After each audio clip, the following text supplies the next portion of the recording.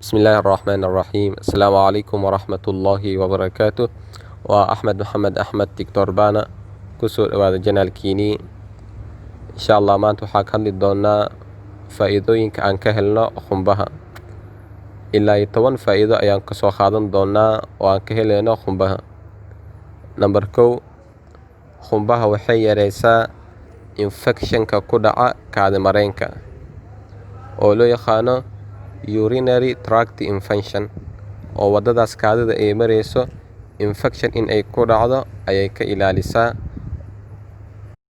Number 2, qumbaha waxay kontarooshaa heerka sokorta ee jirka, oo dadka qaba cudurka sokorowga hadday isticmaalaan qumbo sokortooda kor uma qaadayso, balse waxay ka dhigtaa mid normaal ah.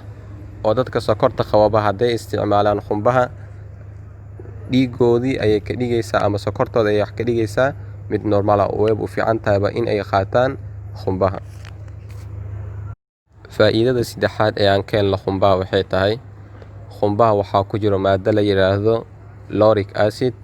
Marka lauric acidka wuxuu la dagaalamayaa in ay jirka soo gasho bacteria, fungi iyo virus, oo taas hadday jirkeena soo gasho in badan oo dhicayso waxyaabo badan in ay jirkeena ka khaldamayaan, hadday noqoto cudurrada badan in ay jirkeena soo weeraraan.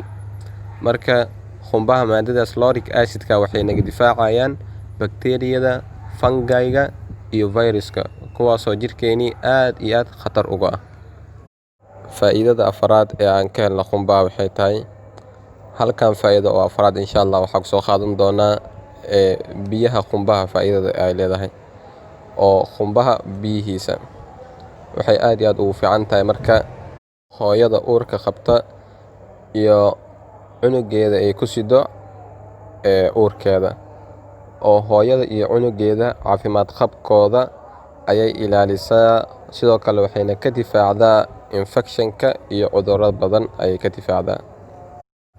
Faa'iidada lixaad ee aan ka helno qumbaha, tanna waa qaybtii labaad oo aan hadlaynay biyaha qumbaha faa'iidada ay leedahay waxaa ka mid ah marka waxay nadiifisaa ama ay ilaalisaa caafimaad qabka afkeena, oo afkeena inay ahaato nadiif ayay ka shaqeysaa.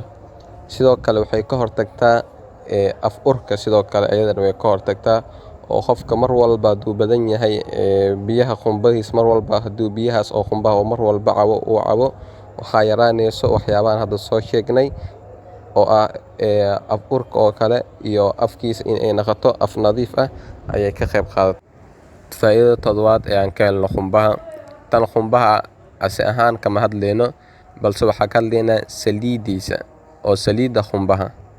Saliidda qumbaha faa'iidadiisa waxaa ka mid ah maqaarkeena ayay ka dhigtaa marka hore maqaar qurux badan, in ay maqaarkeena ay noqoto maqaar qurux badan ayay ka shaqeysaa. sidoo kale waxay ka qayb qaadataa ama ay ka hortagtaa maqaarkeena in uu gaboobo ama duqnimo ay ka soo muuqato ayay ka hortagtaa. Number 8 oo ah faa'iidooyinka aan ka helno qumbaha waxay ifisaa oo ay qurxisaa timaheena, oo qofka tintiisa in ay noqoto timo qurux badan oo soo ifayaan markii qofka kale arko. waxyaabaha ka qayb qaata ayaa waxay ka mid tahay qumbaha. 9, faa'iidooyinka aan ka helno qumbaha waxaa ka mid ah qumbaha waxay ka hortagtaa dhalmo la'aanta dhanka ragga ah, oo qumbaha waxaa ku jiro maado la yiraahdo mineral taasoo muhiim u ah ragga. Faa'iidada 10aad ee aan ka helno qumbaha waxay tahay qumbaha waxay ka hortagtaa kansarka, khaasatan kansarka ku dhaca mindhicirayaasha iyo kansarka ku dhaca naagaha, oo waliba khaaska ku ah naasaha kansarkaas oo ay ka hortagtaa. Intaana barnaamijkeeni soo gabagabeynin waxaa ka soo tagnay faa'iidadii 5aad ee aan ka helanay qumbaha oo ahaa qumbaha waxay caafimaad siisaa ama ay horumarisaa lafaha iyo sidoo kale ilkaha ayay caafimaad siisaa, oo waxay soo nuugtaa maadadan la yiraahdo calcium iyo magnesiumka in ay si fiican jirka u qaataan ayay ka qayb qaataa. Marka intaas ayaan kusoo gabagabeyn doonaa insha Allah.